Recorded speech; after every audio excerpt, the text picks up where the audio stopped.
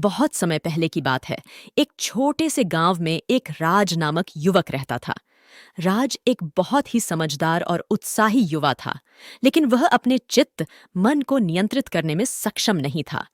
उसका चित्त मन हमेशा विचारों में उलझ कर रह जाता था। इसके कारण राज कई बार अपने लक्ष्यों से भटक जाता और उसे अपने उच्च उद्देश्यों की प्राप्ति में कठिनाइयों का सामना करना पड़ता था। एक दिन राज अपने गुरु से मिला, जो एक बुद्धिमान साधु थे। उन्होंने राज की समस्या सुनी और उसे एक रहस्यमय वन में चलने का सुझाव दिया।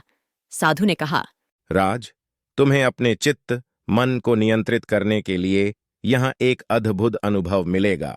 राज ने साधु की आज्ञा का पालन करते हुए वन में यात्रा की शुरुआत की। वह वन के गहराइयों में एक गुप्त गुफा तक पहुंच गया, जहां एक विशेष प्रदूषक बैठा हुआ था। वह प्रदूषक राज को देखते ही बोला, तुम्हारी मानसिक स्थिति को सुधारने के लिए तुम्हें मेरे साथ एक अद्भुत सफर पर चलना होगा। राज ने स्वीकार कर लिया और प्रदूषक के साथ अपने अतरंगी सफर को शुरू किया। सफर के दौरान प्रदूषक ने राज से कहा, अपने चित्त को नियंत्रित करने के लिए तुम्हें अपने विचारों को देखना होगा। और वह राज को उनके विचारों की दुनिया में ले गया। राज ने अपने विचारों की गहराइयों में एक अजीब सी दुनिया देखी, जहां उसके सकारात्मक और नकारात्मक विचार एक दूसरे के साथ आमने सामने थे। पहले वह गुस्से और अशांति से भरा हुआ था, लेकिन जल्दी ही उसने समझा कि उसके विचारों को नियंत्रित करना उसके हाथ में है। समझदार राज ने प्रदूषक से कहा, अब मैंने अपने विचारों को सही दिशा में प्रवृत्त कर लिया है। प्रदूषक ने हंसते हुए कहा, तुमने अपने चित्त को संयमित करना सीखा है, राज। ये तुम्हारे जीवन को सकारात्मक रूप से प्रभावित करेगा।